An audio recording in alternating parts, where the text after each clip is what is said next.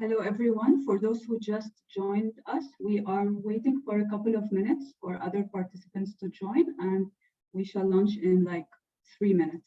Thank you for waiting.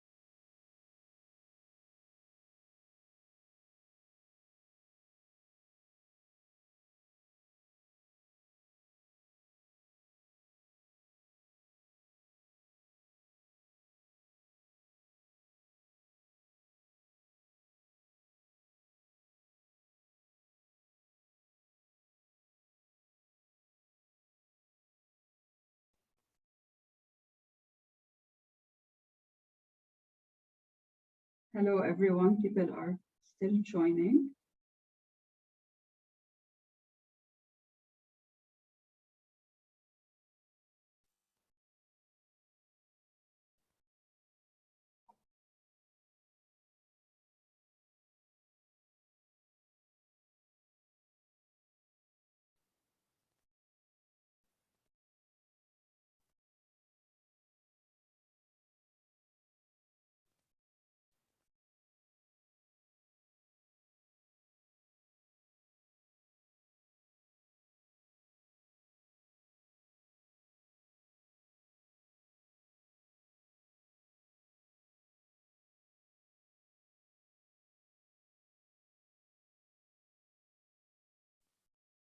Okay, and I think we are almost ready to kick off. Hello, everyone, and thank you for joining us today as we launch our refugee learning ecosystems research conducted by Mosaik Education in Lebanon and Jordan. For the next 75 to 90 minutes, we will be discussing together the key findings and recommendations from this research, and we really look forward to hearing all your comments, feedback, and questions. I am Rasha Nasruddin. I'm the country director for Beach Council Syria, and I'm based in Beirut. With me also is our partner, Mosaik, represented by their chief executive, Ben Webster. Mosaik is a UK organization that supports refugees in Lebanon, Jordan, and Turkey to access higher education and university. Also, I'm very delighted to welcome some of the education experts and practitioners to our panel. We have with us Francis Randle from UNHCR. Francis is the Connected Higher Education Specialist. He also co-leads the Connected Learning in Crisis Consortium. So welcome, Francis, and thank you for joining us. Also with us is Valerie Hannon. Valerie is the co-founder and board member of Innovation Unit UK, and she is a global thought leader in the field of education innovation. She supported education change programs in a number of countries with governments and institutions. Welcome, Valerie, and we're also delighted to have you and benefit from your experience on this panel.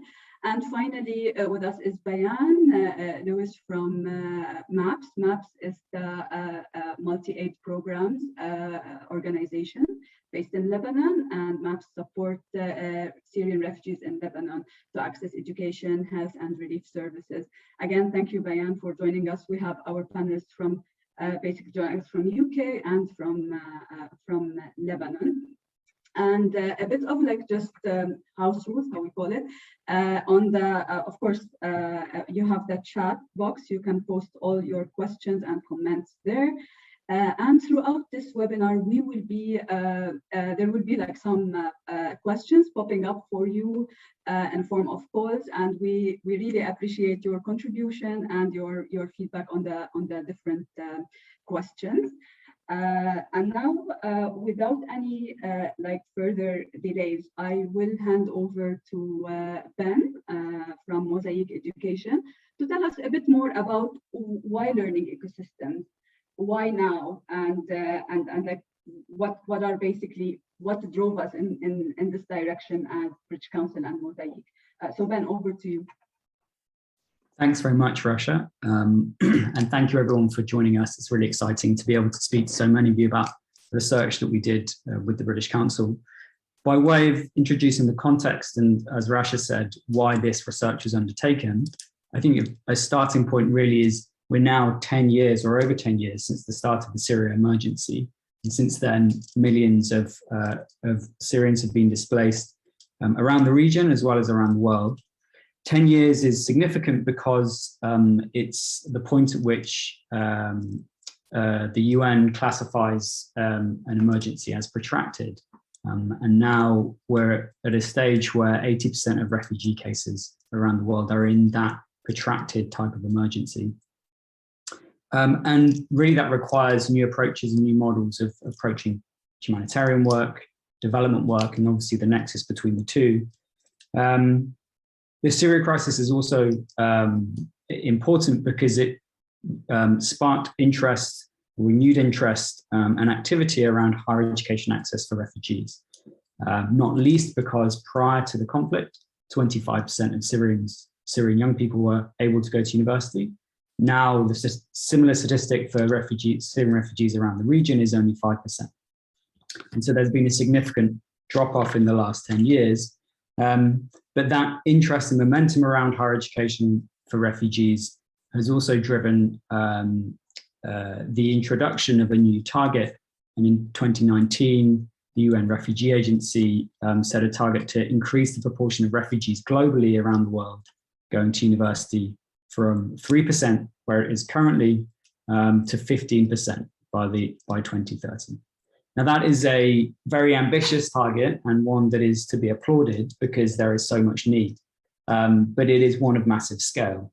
And if by 2030 that target is achieved, it will have meant that over 500,000 young refugees are able to access university. And so really this is one of the starting points and the key bits of context for the research is a need to find models that can help achieve that scale. And we think that a learning ecosystems approach can be a contributor to that. The other key driver for the research, and I think this will be perhaps similar to lots of other practitioners in the room or the virtual room that we're currently in, is that reflections 2 years ago between the Mosaik team and the British Council team in Jordan was that up close and interacting with these programs, the linearity of programming did not reflect the complexity, the reality that we were seeing on the ground, where individuals and organizations and initiatives and different programs were interacting in a much more interesting and complex way. And to us, that seemed a bit like an ecosystem, which is what kind of put us in the direction of and prompted our finding of the innovation units research. And it's great to have Valerie here to talk about that, which was one of the key bits of inspiration for us putting together this report. And really what we tried to do is take some of the ideas and case studies from the innovation units research and apply them in this context of higher education and emergencies and see how they might be relevant. Rasha, is there anything that you want to add to those remarks before I start presenting? Yes, thanks, Ben. Just to say that this research, I think we've started it in 2019, and it was our attempt at looking at things differently. So as a British Council, we started our response to the Syrian crisis in 2013 with a number of education programs that supported primary education as well as tertiary education. And there was numerous learning from those projects. And this came as an attempt to try and look at things differently, to see how we can address a global challenge like displacement and migration, and present what we like to call innovative solutions. We hope it's more of the durable solutions for refugees to continue to access education. And we're hoping through this webinar today that we will be able to hear your opinions and also for you to challenge us on some of the key concepts and principles we are presenting. This is really our space to put forward our thinking based on the learnings we have accumulated, and to hear from, as I said, experts, practitioners, and we have a number of attendees with us from different local and international organizations. So really looking forward to hear from you, and probably also moving forward to work together using this ecosystems approach. Now, again, I will hand over back to Ben because he will take us through the key findings from this research and the recommendations. So Ben, over to you. Thanks, Rasha. Mike, could you just enable screen sharing for me so I can get the slides up?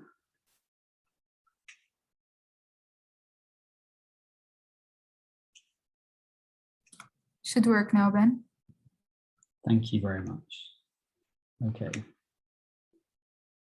Right, so let's put that onto the screen.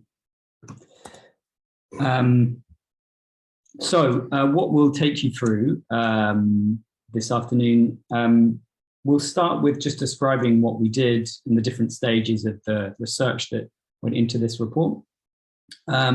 And I'll also outline what a learning ecosystem is, partly because I appreciate that it may be an unfamiliar term to quite a lot of you, and illustrating that with a few examples, both from the context in the region where we're doing research, but also outside. I'll take you through the findings, and how we set this out is 5 key findings from what we observed and what we picked up in the desk research, but also 5 principles that we think should be key in taking a learning ecosystems approach in this context forward. And then I'll set out a kind of small vision of what a learning ecosystem could look like and mean for a young refugee, which is important.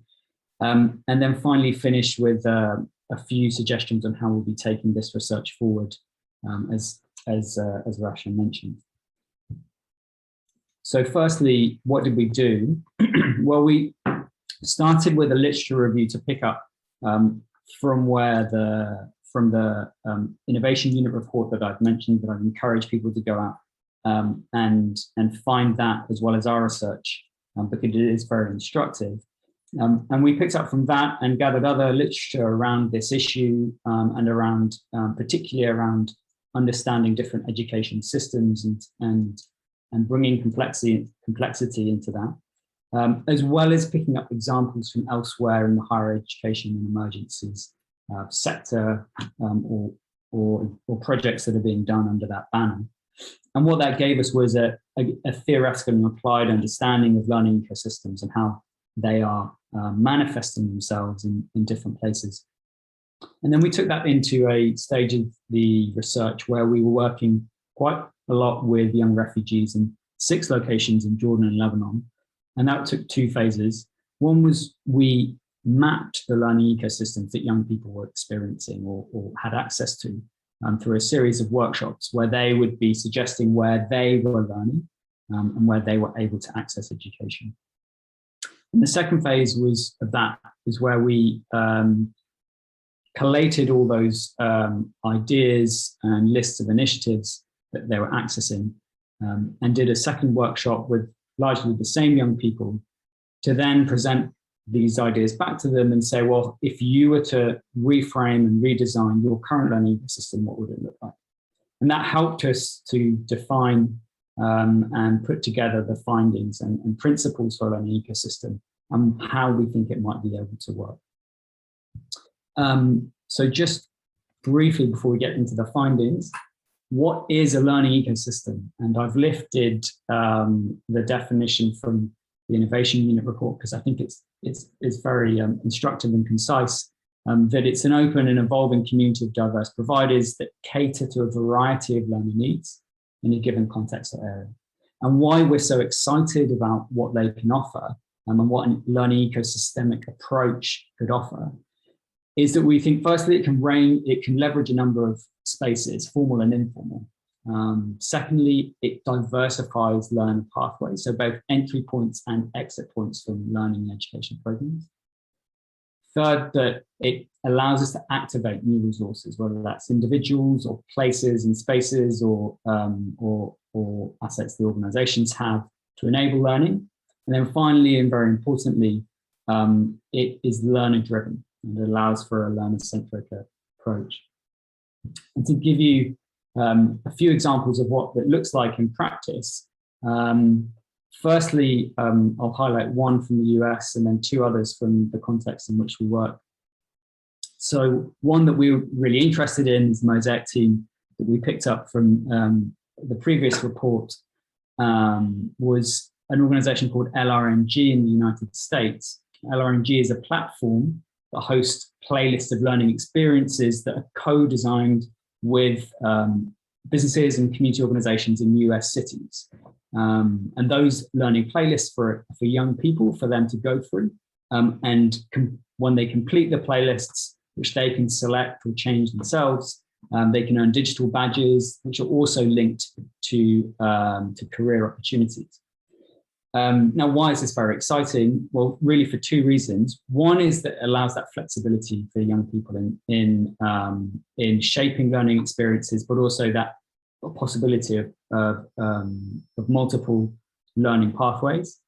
But perhaps, and they'll come to this later in our findings, perhaps more interestingly, what it's created is an emergence of connections and relationships between different actors in a particular space. So LRNG, acting as a platform, is influencing and affecting and encouraging behavior of learners, but also businesses, and starting to align different, align the incentives of businesses to take part in informing what education should look like, as well as learners. The second is Borderless Higher Education for Refugees, which is a fantastic initiative and a collaborative project between universities and NGOs in Dadaab camp in Kenya. And the aim of that is to bring higher education to refugees in that camp. And it involves York University in Canada, as well as Kenyatta University in Kenya. The really interesting part of that project, as well as the fantastic work that they do, the really interesting part is that it has a system of stackable qualifications. And that allows students to incrementally build towards degrees and different qualifications, providing them with agency to shape their education. But also that is affecting and encouraging emergent behavior, again, between different actors and institutions. So now what you're seeing is institutions are changing rules around recognition, the design of programs, and aligning their different projects to serve this particular community. And the final example is one that's highlighted in the report, actually, and is the organization that Bayan is from. It's from MAPS, who are based in Bekaa Valley in Lebanon. And what we found really interesting, so MAPS is a Syrian-led NGO, and they do lots of different humanitarian programming, as well as education. But they do have a bigger focus on school, youth education and higher education, have partnerships with lots of organizations, including Southern New Hampshire University and ourselves and others. But what we found really exciting was that the MAPS building and location where students come in to access those different opportunities. And a key word for us when we were speaking to them that they brought up was the idea of this campus that they were creating at the MAPS offices. So they were providing the space for refugees to lead, but they were also connecting a dense set of opportunities. So a number of different programs that I've mentioned, as well as skills programs, that firstly allow for different new roles to emerge. So as a young person will go through those different programs, potentially progress through them, and then become a leader of different pathways or education initiatives. But perhaps more excitingly, and we saw this again and again in different very positive examples around Jordan and Lebanon, was where you had this connection and density of opportunities. You started to see young people create their own informal learning opportunities between these formal programs. And what that did was not only give, again, young people the agency to shape their learning experience, but it had these fantastic feedback loops where they themselves were reinforcing and supporting the formal education programs there, but they also became advocates for the organization outside in the community, reinforcing the strength and appeal of programs, but also MAPS's reputation. So that's an idea of the different, or how a learning ecosystem might manifest and the dynamics of them. Now, the 5 findings that we outline in the report, the first is that whilst I've perhaps talked very excitedly and passionately about those different learning ecosystems. In this context, in Jordan and Lebanon, they are definitely immature relative to what has been identified elsewhere. But nonetheless, they're exhibiting very exciting emergence of rich connections and interactions. As I said, we found several different examples where students had gone through a series of programs, gained skills, gained confidence, and crucially, social capital as well, which is something that is lost in displacement. And that had enabled them to act as entrepreneurs. So you have this multiplying effect where you built a density of different opportunities and initiatives. And that's a really important point to understand, to see the non-linear dynamics that are at play here in supporting the vibrancy of learning ecosystems.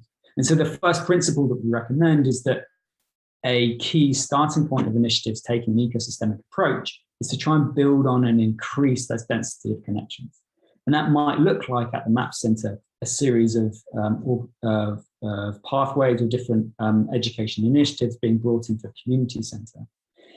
And it's important to see them not only as potentially collaborating, but also potentially complementing each other. They don't have to be interacting necessarily, but the different initiatives are definitely complementing each other.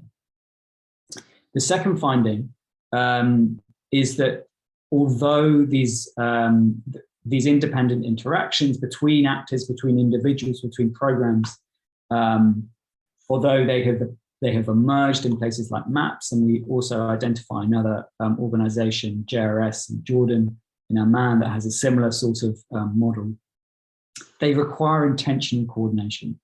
And I think a really good example of that is the Borderless Higher Education for Refugees initiative in Kenya, where the intervention or the creation of a stackable program or stackable credits and courses has influenced behavior. And so the principle that we recommend is that this should be a starting point for delivery. Coordination shouldn't be an afterthought or something that has been brought in to align different actors. The starting point of design should be, are there systemic interventions or ecosystemic interventions that will provide a platform for creating these sort of connections. The third finding, and one that was quite striking actually in the different locations that we did the research, was that we found a number of fantastic examples, as I mentioned in the MAPS example, where allowing for participation in leadership had improved the quality of learning opportunities and the ecosystem around a particular community, organization, or place. It created these positive feedback loops. And actually, there was a huge amount of enthusiasm for young people to lead these initiatives and a huge amount of energy to do so. But outside of the very good examples where the learning ecosystems that were mapped by young people were much thinner and less diverse, it was quite clear that young people didn't have the skills and the confidence to be able to influence and shape programming. And they didn't have the skills, confidence, or trust to be able to do that. And that was quite noticeable in areas perhaps outside of Beirut, outside of Amman. And so the third principle that we recommend is that another key focus of this sort of approach should be the infrastructure and space that allows young people to lead and participate. The fourth finding of the research, and actually one that I found most exciting, was around online learning. And when we mapped these different spaces that refugees were learning in, it was remarkable how many online initiatives that they were interacting with. And these weren't necessarily formal online initiatives. The vast majority of them were informal spaces, either through Facebook groups, WhatsApp groups and messages, Facebook Messenger, where individuals were cascading content that they'd learned elsewhere to others in their network. Now, there's been some research and debate around the interest and enthusiasm of young refugees in this context in particular around online learning. And the feedback we got from young people was that online learning has a definite role to play. And I think that's probably morphed slightly since the COVID-19 pandemic. But regardless, even before that, there was an enthusiasm, both to provide formal learning opportunities, but also as a complement to formal learning opportunities. But the other thing that was striking was the absence of formal institutions in these spaces. And I think that's a massive opportunity, thinking about institutions like the British Council and others, to be able to influence huge numbers of young people, but not necessarily by starting a program on them themselves, but actually trying to influence the quality of programming, which in a number of these spaces we observed the quality of materials being shared was variable. A huge opportunity to influence large numbers of people for formal institutions. And when we're thinking about scale, as I said at the start, this is a really important thing to consider. And then the final finding is really one that goes across all of these, is that a number of examples that we brought up in the report that we did case studies on, and also from outside of the region, were initiatives that started small and built on learning. And they benefited from iterations and experimentation and cycles of that such to improve their programs.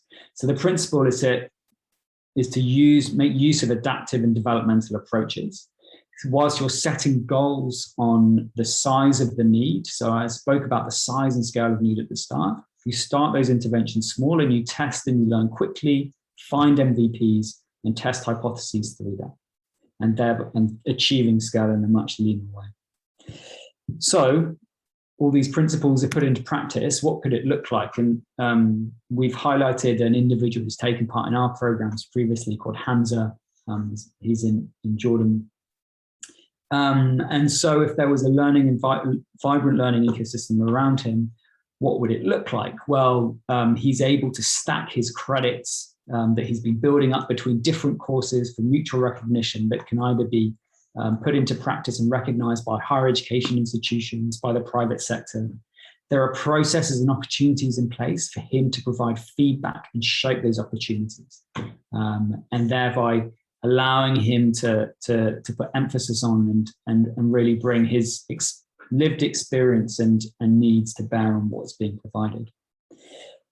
He's able to use the different infrastructure in places, whether it's community centers or other places, where he can make use of IT equipment and other facilitated programs to improve his own skills.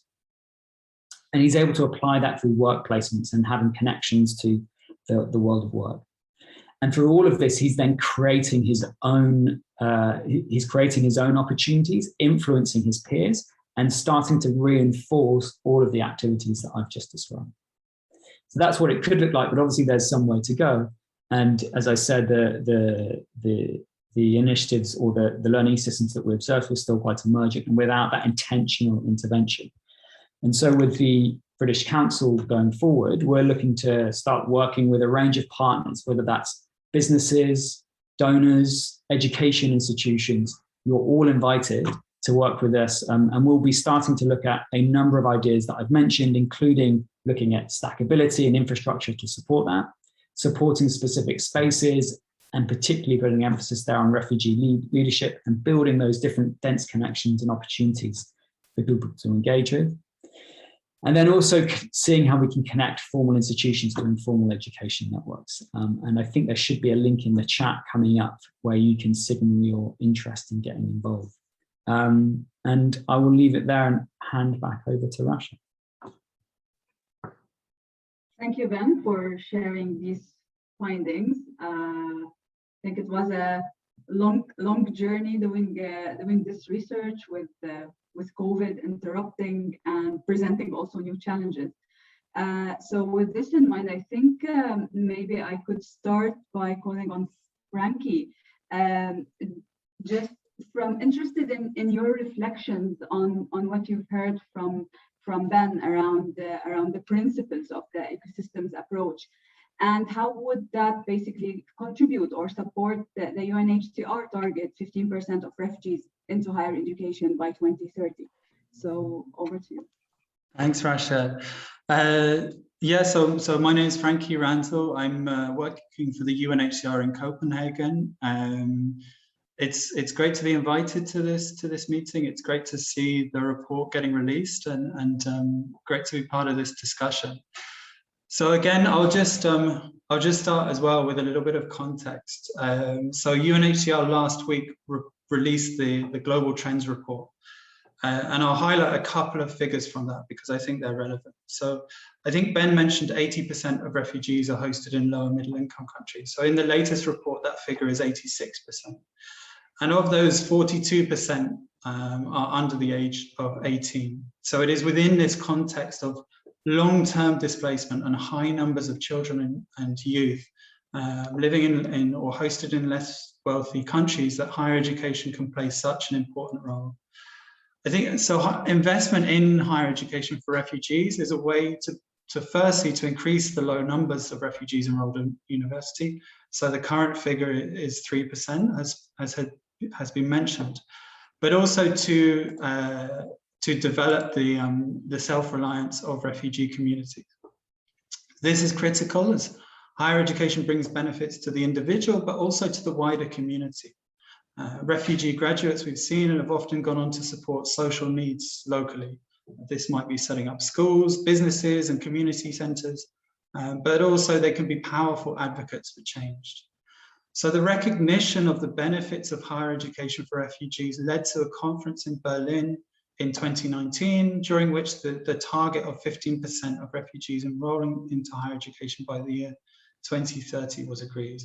And I should just add some further detail on that it's split into 5 pillars, this target. So one pillar is enrollment through third countries. Another pillar is in-country enrollments.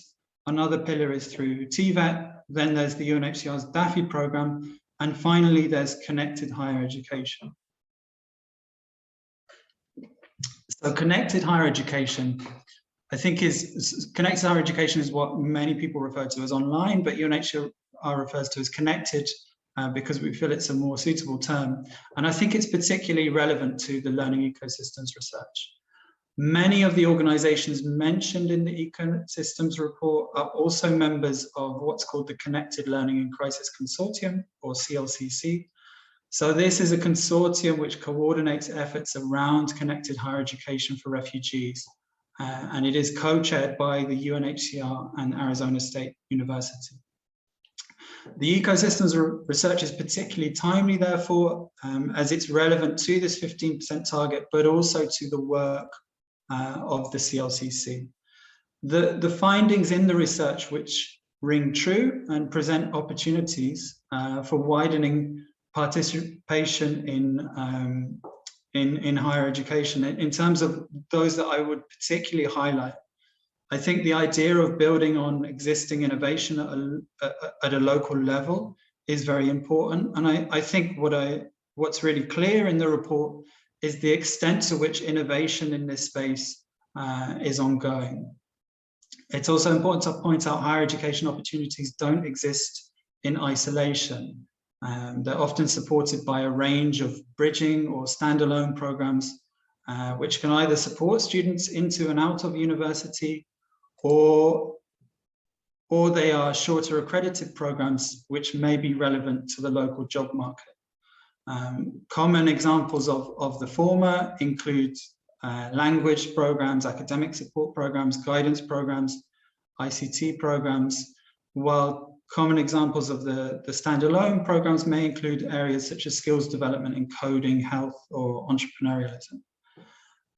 So in the spaces in higher education where the range of offers is numerous and provided by a range of organizations, I think the ecosystems can be a useful metaphor for helping us think about how all these different types of and levels of provision can interact with each other and speak to each other.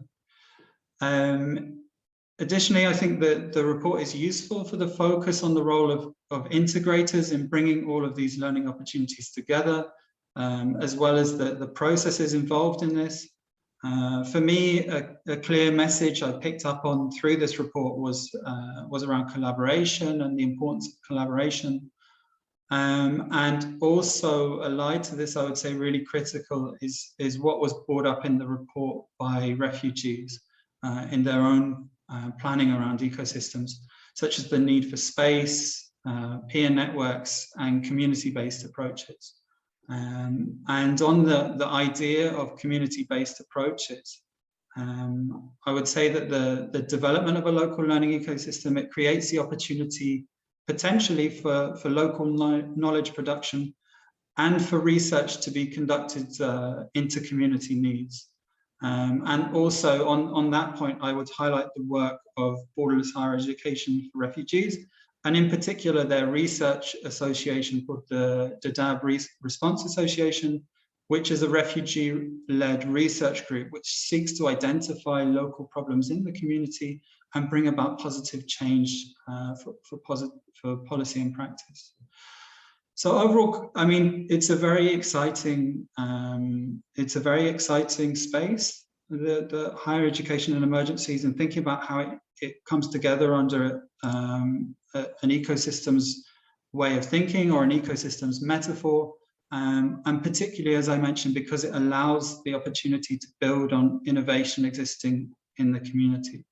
So I'm looking forward to the discussion today, but also to thinking through how we can design these community-led higher education spaces. And with that, I'll hand back to you, Rasha. Thank you, Frankie, for this contribution. And I think I couldn't agree more on higher education does not exist in isolation. And yes, and especially in emergencies, we need to mobilize like all resources available to make sure everyone access higher education. With this, I'll maybe move to you, Valerie, because so little has been done in the higher education space to iterate an ecosystemic approach. I know, like from your work at the innovation unit and also your own work, you've covered that from a school's perspective. But interested in your views about this research. I think maybe this might be the first attempt at looking with an ecosystems approach to higher education, or maybe interested in your views, what gaps does this cover, this research, and basically how do you see it adding to the global conversations around this? Well, thank you very much, Rasha. And I'd like to kick off by really congratulating both British Council and Mosaik for undertaking this initiative, and to Mosaik particularly for carrying it through with such care, and I think really insightfully as well. I'm naturally thrilled to see this work building on some earlier work that we did in the Global North back in 2018, and are continuing to explore in a variety of ways. There's a number of things I really admire about the work that Ben and his colleagues have done, in particular the linking of the findings to some very thoughtful and insightful principles I think is really important in terms of defining the way forward. But let me just make a few remarks from my perspective, perhaps about what both Ben and Frankie have referred to as this metaphor of using ecosystems. And also I think it was Ben who said some people have sort of problems with the language. It feels kind of a bit wonky, you know, a bit policy stuff, and why use such a complex term for something which is essentially simple? Well, language matters a lot, actually. And if we were just talking about partnerships, well, we'd just say partnerships. But actually, we adopted the metaphor, as some other writers and analysts have done, because we're really trying to reach out to a more expansive notion of what's going on here in terms of learning, which is around this easy idea that learning has to be everybody's business. And I do mean everybody. And so if you think about a natural ecosystem, the fundamental feature of it really is the diversity of the flora and the fauna who play or who play a part or a role in that ecosystem in ways sometimes that they don't necessarily consciously appreciate, but I want to come back to intentionality later. So the first thing is diversity. And if we were just talking about education partnerships, well, there's plenty of those around, you know, and they've characterized the higher education system for decades. But we really do mean something beyond that, which is a serious diversity of players and providers. And as you say, Rasha, our own work looked primarily at K-12, you know, early years through to school age. But actually, our report did have some higher education examples as well in Australia who are deliberately moving in this direction. The point being to identify providers and players not just through distance and online, but also in real life, in communities. This is why we call it local learning ecosystems, because they have this peculiar quality of being very intensely local and contextually bound, as well as being able to reach out to the globe through the fantastic technology, which fortunately we all have access to now. But in the local context, we were really looking at places who had recruited and activated players who generally didn't in the past see themselves as part of the learning piece. And we meant museums, theatres, cinemas, hospitals, startups, entrepreneurs, the military in some instances. So really, really diverse outfits who might be doing all kinds of things in terms of providing internships, or they might be providing direct, didactic teaching elements to particular programs. So that's the first thing I want to emphasize. We are reaching beyond the notion of the silo of education, just linking up a bit better. We're talking about a huge diversity of players and partners. And as you say, Rasha, higher education certainly does not live in its own, well, it's too much of a bubble, you might say, but it's not disconnected to the schooling systems. And where I find most vibrancy in terms of the extension of this work now is in schooling systems. And around the world, certainly in the global north, we're seeing many schools and school districts starting to define themselves as ecosystemic. My next book is called Future School, and I've been resourced to do a study of schools which are deliberately positioning themselves to be future fit and future ready. And I won't go into, there's no time to go into my methodology here, but it is very interesting to me, the number of the schools in our database who had that clear intention to enable their young people to thrive, flourish in the new conditions of this century, who see the need to be ecosystemic, that they just simply cannot do it as a freestanding institution, or even as an institution simply with some good education partnerships. So within the schooling sector, it really is becoming more mature and a more interesting contribution, I think, to the endeavour. So I've talked about diversity of players. What are the other features? I think Ben went through them quickly and pretty comprehensively. The utilisation of tech platforms, the innovation in accreditation is really, really important. So the example I thought looking at stackability was an interesting one, but the utilisation of micro-credentials, of badging, of working really, really closely with employers to make sure that the kinds of accreditation which are created are really, they mean something. They're not Mickey Mouse. They actually will open doors for learners. And one of the critical things about accreditation is trust. So they must be trusted. But we also know we have to move away from hopelessly outdated forms of accrediting just at a given point in time, not when the user is ready. It should be when the user is ready, just in time, not just at the time that the provider says. And using a multiplicity of methods, particularly experiential methods that show what the learner can do with their knowledge, and not just that they can recite back knowledge in a sort of robotic fashion. So accreditation and innovation is a very big feature of these ecosystems.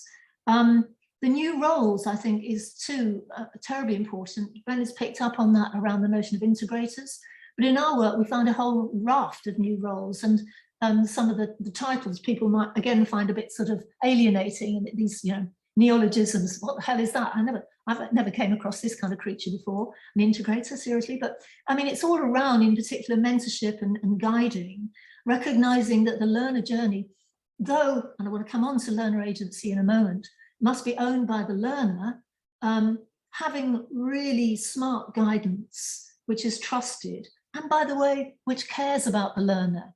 We all know that learning is actually a hugely social experience and social activity. And research findings around the world show that where there is one other person who cares about this individual, who knows this individual, who is reasonably knowledgeable, or can at least signpost to other forms, areas of knowledge to spur their activity, it makes an immense difference. So the whole business about mentorship and guidance and coaching is critical in all of this. But as Ben pointed out, the role of integrator, that is to say, making sure this stuff adds up and is coherent and is not duplicating, is really important. And that comes back to the intentionality piece. So, you know, whilst in nature, I suppose you could say God intends them, but there is no great creator other than that. They arise naturally. But in this learning space, they need intention, and they need people to come together around a shared mission and some shared objectives and definitions about learning. It's terribly important that they share that mission and they think through it, and that drives progress, I think. And it is out of that intentionality that the new roles will emerge, not for themselves, but in order to do the job, to fulfill the mission. So I'm really interested in how this report can be used and how it can make a difference. By the way, to people who are coming to this concept fairly new, well, have a look at our report that we did for WISE, and you'll see some other examples in the Global South. But WISE, the World Innovation Summit on Education, has become so enthused by the idea, it's set up what it's called a living lab for education ecosystems. And it's easy to find on their website. And you can see from there what they're trying to do in a whole number of spaces to accelerate this development. Similarly, 100, which is the Finnish initiative, which is looking at innovations around the world, has a particular interest in learning ecosystems and has been identifying them across the world. And the city of Helsinki, which explicitly declared itself a learning ecosystem, is a particularly interesting example, I think. So to finish off, I just want to say again, how can this report best be used? And I think Ben's final principle and finding is very critical here, which is moving towards getting some prototypes happening, not going big, getting some fairly small scale initiatives off the ground in, I hope, fairly diverse contexts to see, because it is so very contextually bound. You know, it's a terrible cliche, but the innovation that can arise in adversity is sometimes the most instructive for all of us. Having said that, I just want to pick up again on a remark, a kind of a throwaway remark towards the end of the report from Mosaik, which sort of hinted at the worry that there might be the thought that this kind of approach, the ecosystemic approach, is somehow for the rest, for those who are ill-served at the moment, and for the, you know, almost like a second-class option. The point is, it needs to be for everybody. I don't want to see a new education apartheid line arising out of this. It's critical because it can confer so much to all kinds of learners. And so the issue of a series of prototypes across a range of different contexts seems to me terribly important. But I will finish, I think, just by picking up on the issue of learner agency and it being learner driven. It's quite right, of course, to say that unless learners get some scaffolding and some support to enable them to enter that really mindfully and, you know, in a non-trivial way, then it won't happen. But one of the things that we found in our work was this critical dimension of it being learner driven in two senses. One, around learners having a leadership role in seeing what might be possible. But secondly, at the individual level, starting to really own their own learner journeys. And when a learner does that, there's kind of no stopping them, really. So again, my congratulations. I think it's a really, really important piece of work. It's brief, it was done under terribly difficult conditions, but I think it plays or makes a very important contribution. Thank you, Valerie. Thanks for this valuable contribution to our conversation. I think just picking up on the bit related to prototypes, and we are currently with Mosaik also discussing like what could be potential models that can be tested using an ecosystems approach, because we realize that you need to also diversify like the context so that we can it can like how, because it works differently in different contexts. And we have also a theory of change being developed for this approach. And I think we have posted on the chat the link to the research. And as Ben said, there will be like at the end a call to action. So for those of you who are interested in discussing this further, having a look at the theory of change, discussing like different prototypes and potential work on this, please do get in touch. From this, I'll move. You mentioned we spoke. I think every one of you who spoke mentioned local, being local ecosystems, and mentioned ownership of the learner. And I think this is a very good way to move to Bayan, because they are at the front line working in the Bekaa Valley with the community of refugees there and providing higher education support. So Bayan, just interested to hear your reflections on this research. How does it resonate with the work you do and everything you've heard? Like, what does it bring to you and to MAPS? Thank you, Rasha. First, let me say thank you for British Council and Mosaik for these valuable efforts that you have been doing in this valuable research. And I would like to focus on the knowledge that we gained and that enrich our primary experience as local community organization. We as MAPS multi-aid programs, which has been mentioned, founded in 2013 in the Bekaa Valley, Lebanon. And we focus on several humanitarian programs, including education, starting from primary education, moving to preparatory to higher education, and finally also partnerships with external universities such as Southern New Hampshire University, which offer also competency-based bachelor degrees for refugee youth. I would like to focus on the knowledge that local NGOs can adapt, and this research can be adapted as a guidance for local NGOs to work. Based on the findings in this research, I would like to highlight that the research showed us the similarities in initiatives that local NGOs are doing related to higher education during emergencies or in displacements. This is one of the main factors that sometimes put us in a far away from innovation. And also, this also can give us an answer, as innovation is not a necessary in the responses plans in crisis, which is on contrary, reflecting on our own experience as MAPS, innovation is a basic and essential factor of our educational experience. And to give a successful example from using the innovation in our education is the HOPE team, the robotics HOPE team of MAPS, who gained the World Champion Award in 2019. Also, moving to another aspect, we found in the research that several educational resources and learning ecosystems are available in urban areas, and that means rural areas have a lack of educational resources.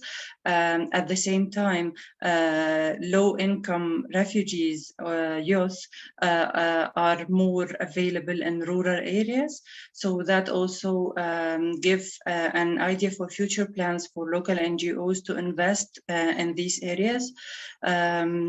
Also, I would like to reflect on an example that we have been using as a blended learning, which is a combination between online learning and additional academic and non-academic support through, as Valerie mentioned, in our SNHU scholarship, the scholars receive coaching sessions, mentorship program, peer-to-peer support, having also spaces available in the center to get the computer labs and have direct discussions with their peers or with other consultants.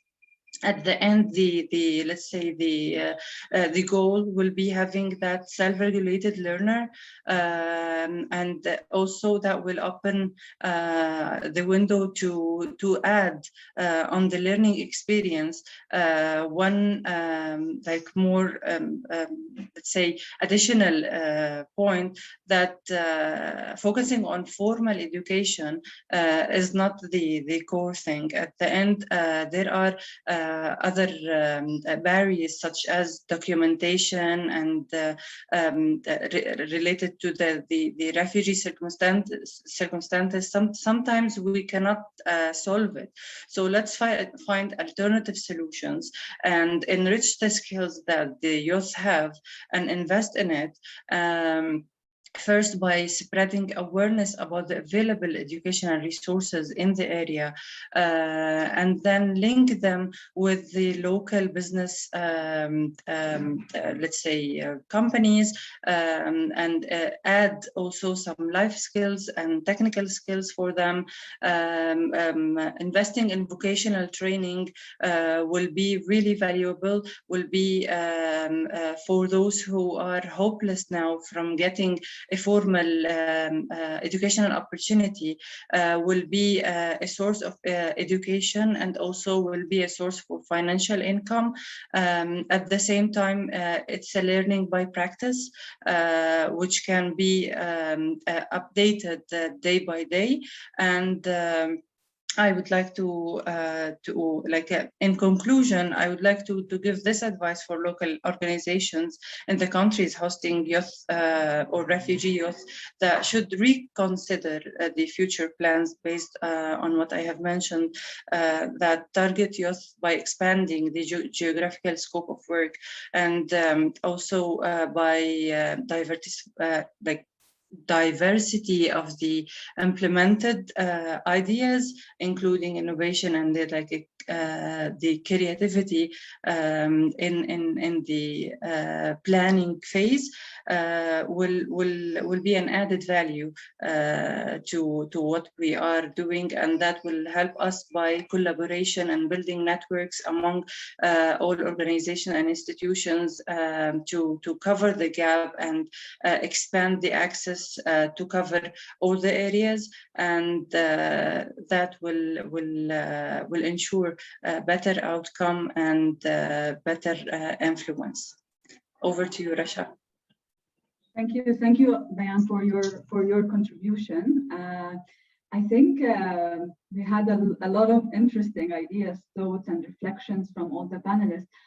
But I am also interested in hearing more from the attendees. I can see a large list of people from different organizations who have had projects in higher education and emergencies, and also from ministries.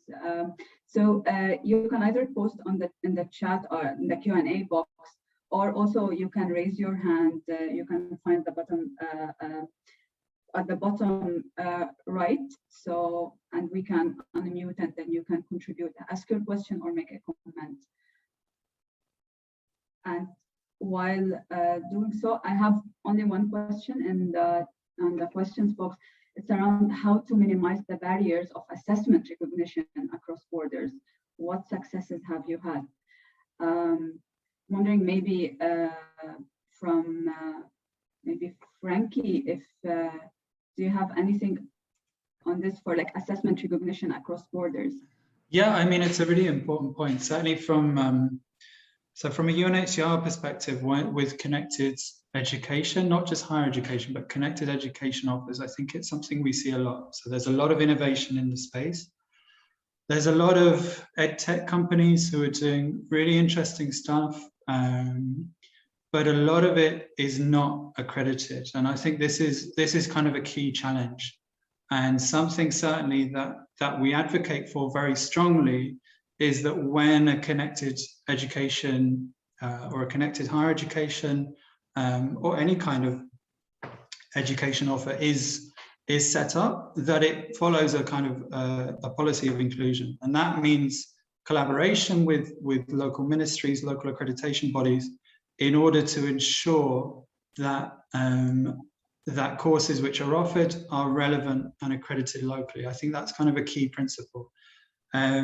So I would say, in order to ensure that, if I've understood the question correctly, in order to ensure that, I think it requires at the planning stage, like very, very strong collaboration with local bodies to ensure that that accreditation is in place.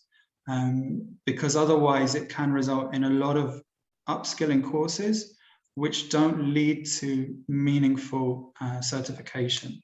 And that's certainly something that we try to not to advocate for, let's say. Is that okay? Yeah, thank you, Frankie. I'm wondering if anyone else had anything to add in relation to assessment recognition. Maybe just to, there's one thing that came up whilst Valerie was talking, and Bayan actually, was the connection to work and to businesses and recognition of skills and learning. I think that's another way to approach it, not just through the formal institutions. And then thinking about prototypes and precedents. I mean, there's a really big example for those of us that live in Europe, which is the European credit transfer system. Now, that's not perfect, but is a huge system of recognition between different countries and lots of different higher education institutions. And I think there's some common standards that we can draw on those sort of things and see how that might apply in different contexts. Yeah, it's across board. Going back to your question, it's across boundaries and borders in all kinds of ways, isn't it? Because it's across sectors, but it's also, I think, between certainly in the North American and the European context, between further education institutions who are capable of offering all kinds of modules and units of higher education work, and making sure that that's accredited in exactly the same way. But I think the international piece, which is where your question was coming from, is a huge challenge. And the EU does provide a kind of a model for that, but it really isn't easy. And it's particularly relevant, of course, for the refugee experience. I think there has been a lot of initiatives looking at this, I think, from also UNHCR and UNESCO perspective, especially in relation to the refugees. But again, there were always a lot of barriers. Just a reminder, if anyone would like to contribute, you can raise your hand or you can post in the chat box. And I have one question. I would like to know more about the lessons learned from the stackable credit examples. I think the stackable credits was one example mentioned in the research. Right, Ben, would you like to take this on? Yeah, sure. And I alluded to it a little bit in the presentation, and I think also being part of the CLCC, this is something that has been discussed many times. I mean, one of the challenges is that harmonization of standards between institutions that are often quite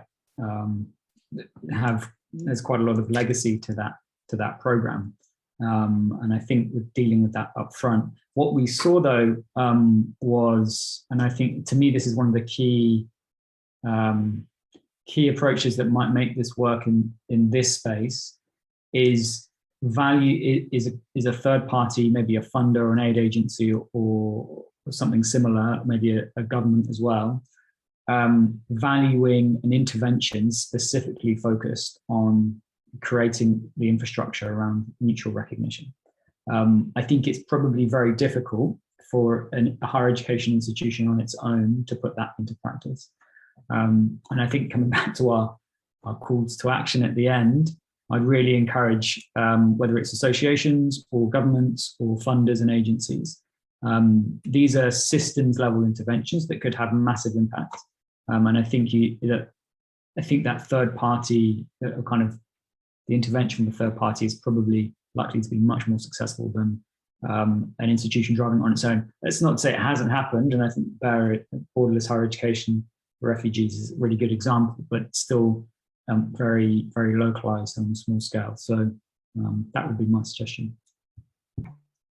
Thanks, Ben. I can't see any other questions, but I have maybe one question mainly related to impact of COVID-19. I mean, this research didn't address that because, as I said, the data collection happened in 2019, early 2020.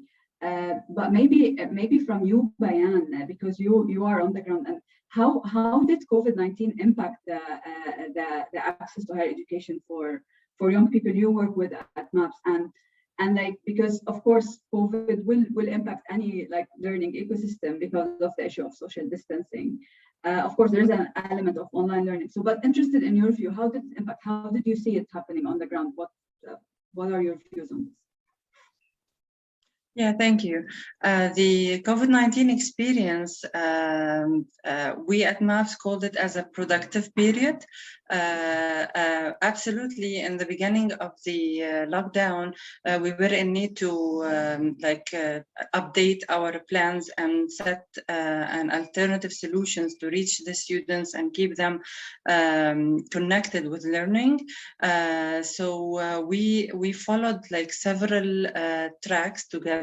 And we were focusing on several aspects. It wasn't only on academic progress, it was also about the other factors that influence the academic progress, which what I mean here, for example, we added the psychosocial support part, and also we enhanced for like regular meetings as a group meetings for social connections between the students and the MAPS staff or other peers who are in the same field, for general discussions or also like panel discussions about topics that can help them to reduce the burden of the quarantine period. And also, the students were assigned to attend several online courses, so they can actually access like several types of courses from home. Basically, it was an experience of being like increasing the coping skills with being at home and being withdrawn from the community, but at the same time we expand the virtual community, and we try to keep our ears open that the students in this period were in need for someone to listen to them well, and also other projects have been updated based on the ideas that came from the students themselves. Thank you. Thanks for this contribution. I don't have any additional questions, just looking. Okay, there is one question to you, Bayan. Bayan mentioned a possible urban-rural divide around available learning resources. On a related note, how important are physical spaces to the learning ecosystems concept for refugees, given what Valerie highlighted about the social nature of learning? In addition to possible physical hubs, how can the social side of learning be maximized in online environments? So I think this is a multi-layered question. Who would like to start by answering? I can elaborate here a little bit based on an experience to reflect first on the accreditation, the experience of Syrian youth in Lebanon, and those group of students who have the high school certificate from the Syrian interim government. And this kind of certificate doesn't qualify the student to obtain the equivalency certificate from the Ministry of Education and Higher Education. That means we have like a big number of students who actually do not have any chance for higher education opportunities. And to reflect this on geographical areas and rural areas, I can highlight the north of Bekaa, the Arsal area, for example. The Arsal has a certain circumstances related to the like several aspects like security or the cultural aspect of this area. In addition to let's say the availability of high schools who have been offering this kind of certificate. So there are, based on a survey that we did, there are a huge need for opportunities for higher education, and at the same time, sometimes the access to this area we will struggle and face like some restrictions from based on, as I said, maybe the geographical, socioeconomic, and the security aspect of the area.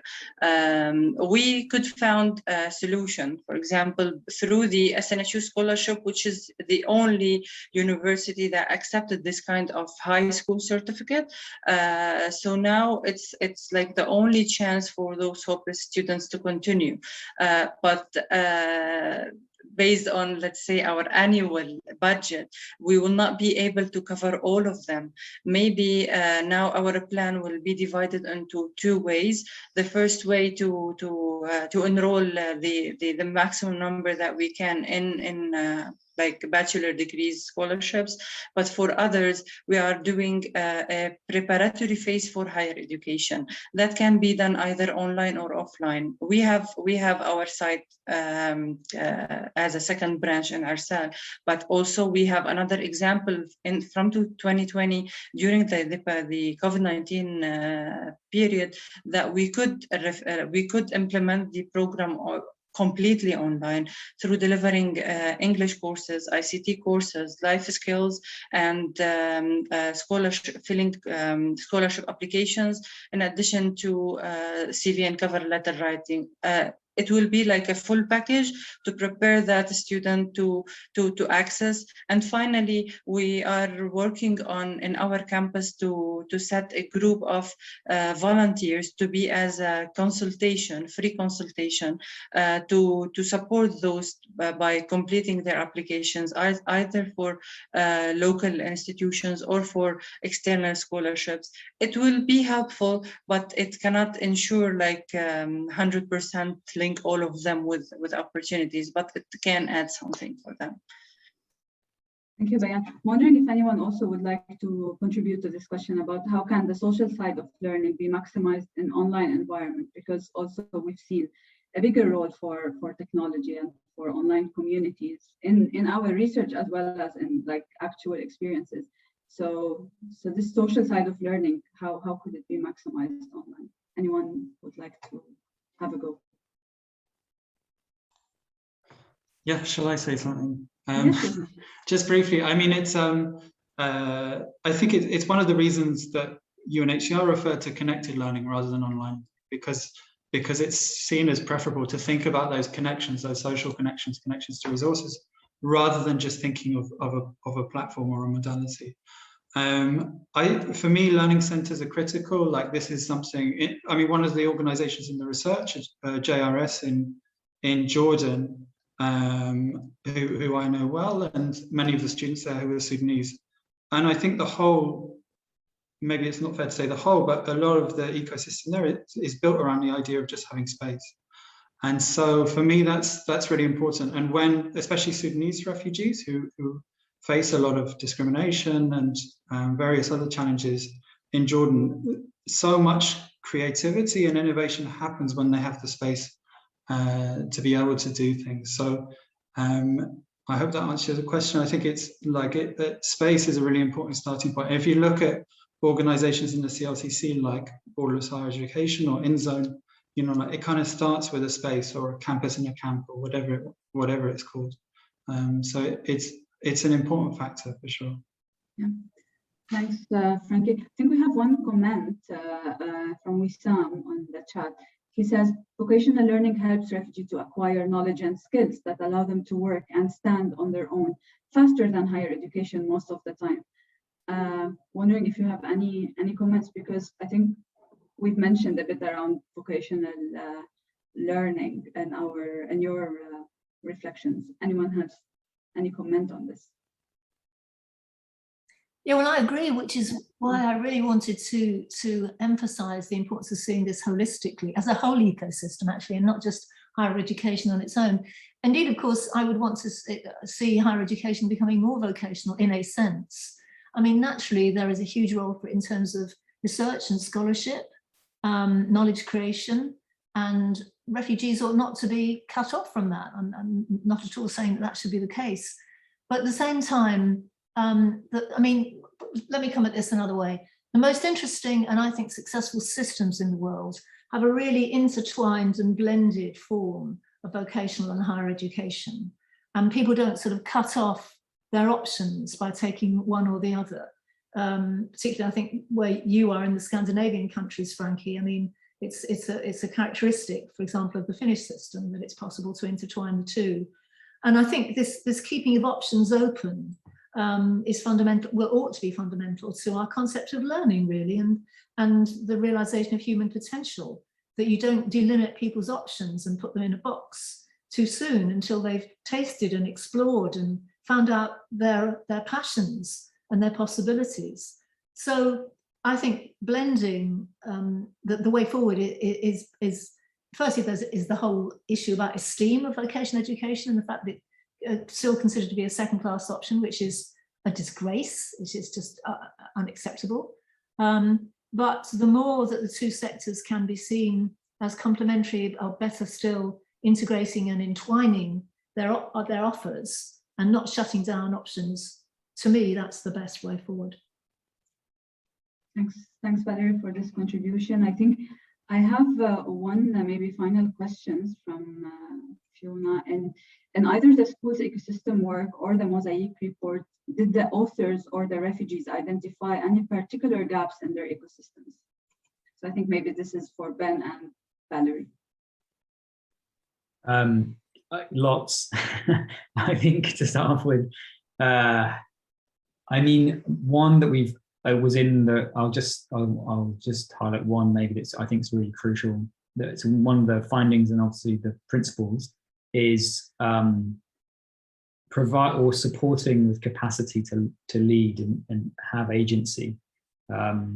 So many of the initiatives that were very valuable and exciting was started by young refugees, but they were given that opportunity through a number of different initiatives and activities like Bayan has described, where it's not just about formal education programs, skills, there's psychosocial support, lots of things.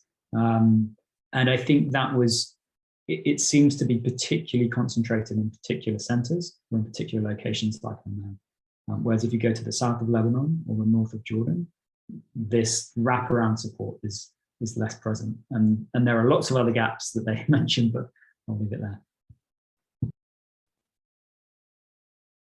Thanks. Anything from your end, Valerie, on the schools? Yeah, there is, and it's not a gap in provision or offer. It's much bigger than that, and it may seem tasteless to mention it, but it's money. I mean, this work takes extra resource. It really does. And the most mature forms that we saw had been supported by philanthropists. There were very few examples. I could name a half a dozen, I think, who were supported by state systems.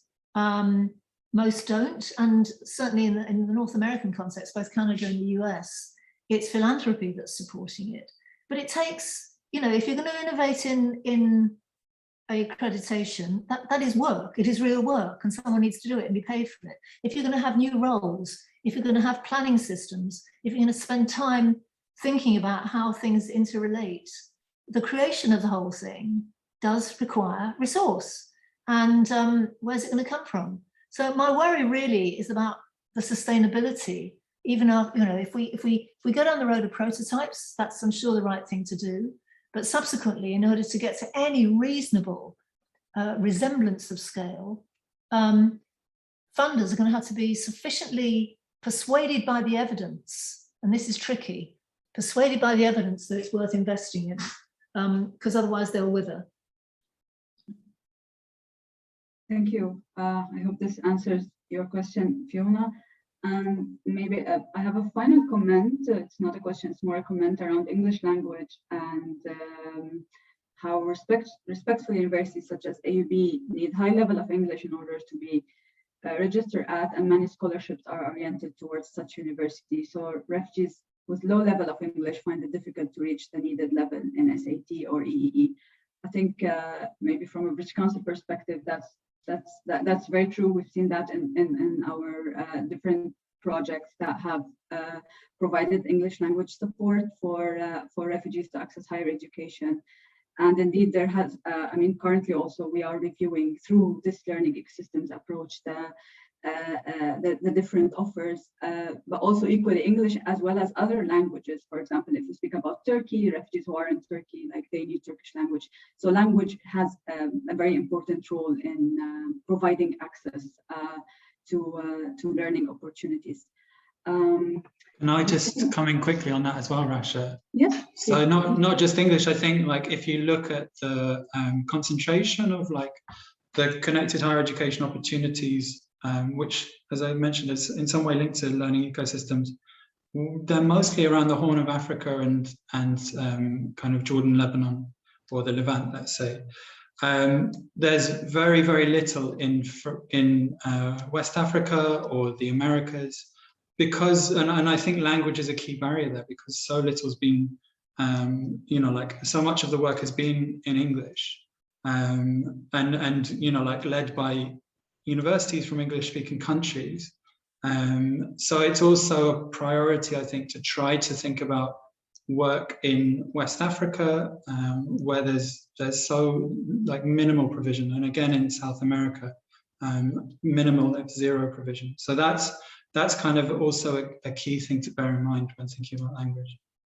Yeah, no, great point. I think, yeah, when it comes to language, it's not only English, as I said, Turkish, but also the British Council Language for Resilience kind of portfolio looks a lot at like sub-Saharan Africa. We also have work in Latin America. So I think that's, and it is beyond like only English language, it's language itself and the different kinds of language. We have maybe a final question before we close this. The report highlights the importance of peer-to-peer learning, but also says having faith in peers can be a barrier. How does MAPS overcome this? This could be an area where organizations like the British Council can support. So, Bayan, would you like to take this question? Yeah, sure.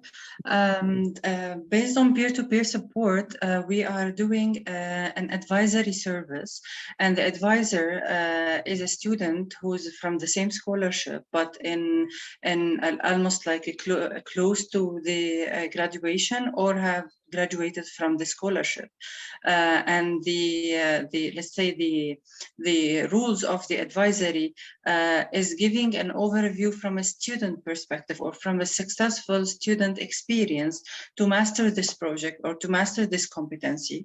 But at the end, it's just a way of give an orientation session about the core things in this project, let's say about marketing, for example. But it will not be enough to depend on to complete the project. The student have other resources, such as a consultant who is also from the major itself. So we deliver webinars about the core of marketing, and also they ask the advisor to edit some feedbacks about their projects. In addition, they have tutoring, either digital online tutoring or on-site tutoring. So the students have several resources of support. They can benefit from this, but at the end, it will be the student himself to complete the experience. And at the end, we will try to assess the learning experience of the student by asking him, for example, for a panel review to present the master project in front of a group of juries to make sure that the learning is going in the right way. Thank you, Bayan. And just to make sure I didn't miss anything on the chat, there is a message for you, Bayan, from Karsten, from Hopes Lebanon. Hi, Karsten. And just make sure you pick it up on getting in touch with him. So I think we've come to the end of our webinar. Thanks a lot for all your contributions and to this panel discussion. It was a pleasure to have you all. Thanks for everyone who attended. We are really excited to launch this research, and what is more exciting is to look at potential ways of putting it into action and basically doing some work using the ecosystems approach.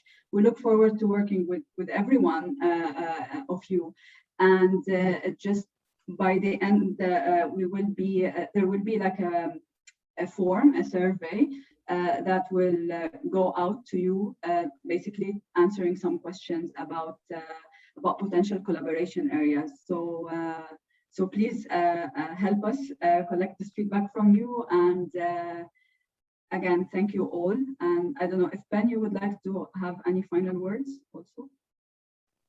No, I think you've summed it up very well, Rachel. Okay, great. Thank you all. And yeah, we'll see you soon in different platforms. Bye-bye. Thank you.